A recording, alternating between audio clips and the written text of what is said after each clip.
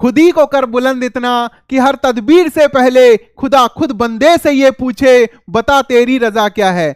बच्चों, आप अपनी मेहनत से, आप अपने परिश्रम से, आप अपनी दृढ़ इच्छा शक्ति से अपनी किस्मत की रेखाएं बदल सकते हैं और विधाता को भी राजी कर सकते हैं आपको मनवांछित सफलता प्रदान करने के लिए। मैंने आपको कहा था कि हम आपको राष्ट्रपति से रिलेटेड जितने भी आर्टिकल हैं इस प्रकार से रटा देंगे कि आप जीवन में कभी नहीं भूलेंगे।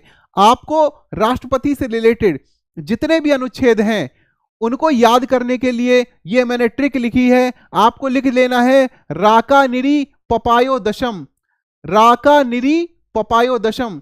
तो अनुच्छेद 52 कहता है राष्ट्रपति, रा से राष्ट्रपति, और उसके बाद का अनुच्छेद 53 बताता है कि संघ की कार्यपालक शक्ति किसके अंदर निहित होती है, राष्ट्रपति के अंदर निहित होती है।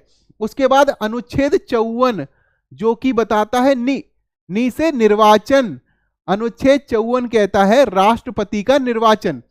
और उसके बाद अनुच्छेद 55 बताता है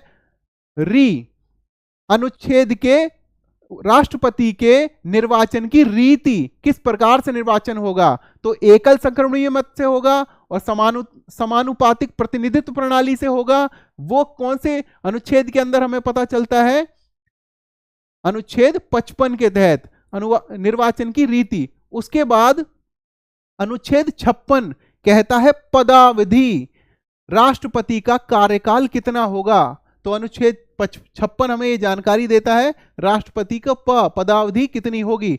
उसके बाद अनुच्छेद 57 बताता है कि राष्ट्रपति के पद के लिए पात्रता क्या होगी। और उसके बाद अनुच्छेद 58 ये कहता है योग्यता, राष्ट्रपति के पद के लिए क्या क्या योग्यता अनिवार्य है, इसका जो जिक्र करता है वो अनुच्छेद 58 करता है। उसके बाद अनुच्छेद 59 दशाएं, राष्ट्रपति के पद की क्या क्या दशाएं होंगी। और उसके बाद आता है श से अनुच्छेद 60 ये बताता है कि राष्ट्रपति के पद के लिए राष्ट्रपति को कौन सी शपथ लेनी पड़ती है। तो ये आ गया अनुच्छेद 60 के तहत। उसके बाद अनुच्छेद 61 जो कि जानकारी देता है महाभियोग के बारे में। हालांकि आज तक किसी भी राष्ट्रपति पर कोई भी महाभियोग कभी भी नहीं लगाया गया है, लेकिन अनुच्छेद 61 हमें जानकारी देता है राष्ट्रपति के ऊपर किस प्रकार से इंपीचमेंट मोशन लगाया जा सकता है। तो मैंने ये आपको जानकारी दी। आपको 52, 53, 54, 55, 56, 57, 58, 61 तक ऐसी इसी प्रकार से लिख लेना है। और आपको लिख लेना है राका निरी पपायो दशम। ये हमारी ट्रिक हो गई। तो आपको इस ट्रिक को याद रखना है, भूलना नहीं है। परीक्षा की दृष्टि से बहुत ही महत्वपूर्ण है। राष्ट्रपति से रिलेटेड हमेशा ही अनुच्छेद से सवाल पूछा गया है और राज्यपाल से रिलेटेड भी सवाल पूछा जाता है। और राज्यपाल की जो ट्रिक है या उपराष्ट्रपति की जो ट्रिक है वो भी, उसके लिए भी हम जल्द से जल्द वीडियो लेके आने वाले हैं।